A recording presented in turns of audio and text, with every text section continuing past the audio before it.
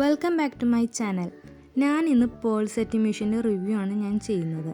അപ്പോൾ ഇതിൽ എങ്ങനെയാണ് യൂസ് ചെയ്യേണ്ടതെന്നും കുറച്ച് പിക്ചേഴ്സൊക്കെ ഇതേ ബാക്കിൽ കൊടുത്തിട്ടുണ്ട്. അപ്പം നമുക്കിത് ഞാൻ ഓപ്പൺ ചെയ്ത് ഞാൻ കാണിച്ചു തരാം. ഞാനിത് എറണാകുളം ബ്രോഡ്വേന്ന് മേത്തർ ബസാറിൽ നിന്നാണ് വാങ്ങിയത്. അവിടെ ഇഷ്ടമാതിരി ഇതിൻ്റെ കടകളുണ്ട്. ഞാൻ 2 കൊല്ലം മുമ്പാണ് ഞാൻ ഇത് വാങ്ങിയത്. 700 രൂപയ്ക്കായിരുന്നു വാങ്ങിയത്. അപ്പോൾ ഇതിൻ്റെ കൂടെ 5 ഡൈസും അലൻകിയും ഉണ്ട്.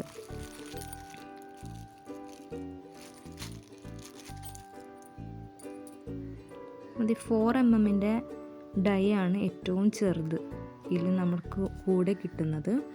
ആൻഡ് ഇത് 5mm ആണ്. ഇത് 6mm ഡൈ ആണ്. ഇത് 8mm ഡൈ ആണ്. ആൻഡ് ഫൈനലായിട്ട് ഇത് 10mm. അപ്പോൾ ഇത്രയും വലിയ സൈസിലുള്ള ബീഡ്സൊക്കെയാണ് നമുക്ക് ഇതിൽ യൂസ് ചെയ്യാൻ പറ്റുള്ളൂ.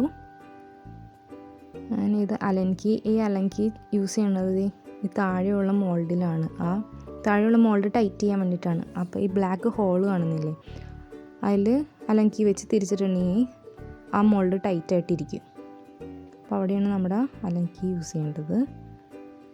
അപ്പോൾ ഞാൻ ഈ 4mm ഡൈ യൂസ് ചെയ്ത് ഞാൻ എങ്ങനെ യൂസ് ചെയ്യണമെന്ന് കാണിച്ചു തരാം. മേളത്തെ മോൾഡിലാണ് നമ്മൾ ഡൈ ഫിക്സ് ചെയ്യണത്. ജസ്റ്റ് ഒന്ന് ട്വിസ്റ്റ് ചെയ്ത് കയറ്റിയാൽ മതി. നമ്മൾ സ്ക്രൂവൊക്കെ കയറ്റണ മാതിരി.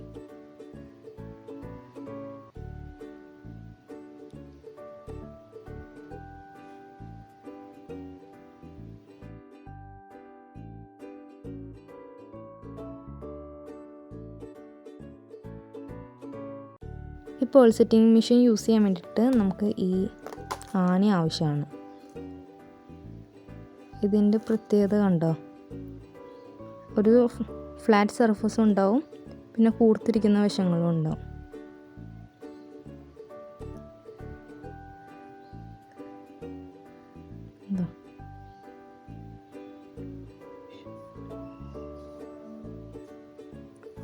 ഈ ഫ്ലാറ്റ് സർഫസാണ് നമ്മൾ അടിയിലത്തെ മോൾഡിൽ ഇടേണ്ടത്. അപ്പോൾ ഈ പല്ല് കൂർമ്മിച്ചിരിക്കുന്ന ഭാഗം മേളിലേക്കായിട്ടിരിക്കണം.